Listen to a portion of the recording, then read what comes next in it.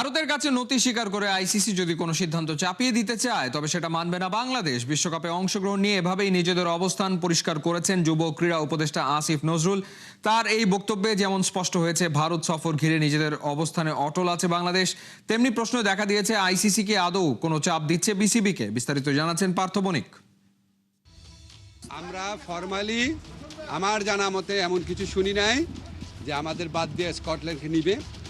এর আগে এমন উদাহরণ আছে, পাকিস্তানে ভারত খেলতে যাবে না বলেছে, আইসিসি ভেন্যু চেঞ্জ করেছে। আমরা অত্যন্ত লজিক্যাল কারণে ভেন্যু চেঞ্জের কথা বলেছি। কথা একদম ক্লিয়ার, বিশ্বকাপে খেলতে কোনো আপোষ নয়, কোনো চাপে পিছু হটাও নয়।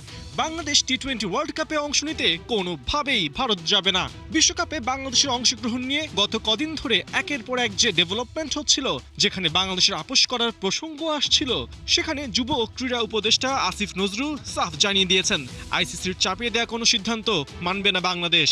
আমাদের মূল কথা হচ্ছে, যদি আইসিসি ভারতীয় বোর্ডের কাছে মাথা নত করে আমাদের উপর চাপ সৃষ্টি করে অযৌক্তিক কোনো শর্ত চাপায় দেয়, আমরা সেই অযৌক্তিক শর্ত মানব না।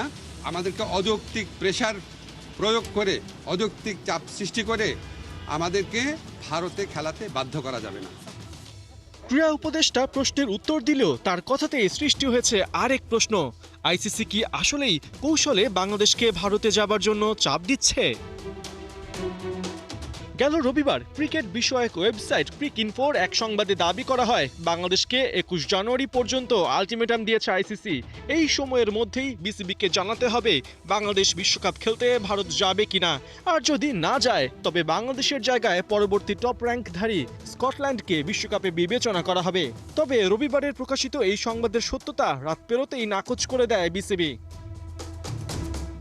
বিসিবি নাকচ করলেও কৌতূহল তো আর থেমে থাকে না। 7 ফেব্রুয়ারি বিশ্বকাপ শুরু, হাতে 3 সপ্তাহ নেই। বাংলাদেশ আর কত সময় ধরে আইসিসির সাথে আলোচনা চালাবে? সত্যিই কি বাংলাদেশকে চাপে ফেলতে স্কটল্যান্ডকে বিশ্বকাপে নেবার কথা জানিয়েছে আইসিসি?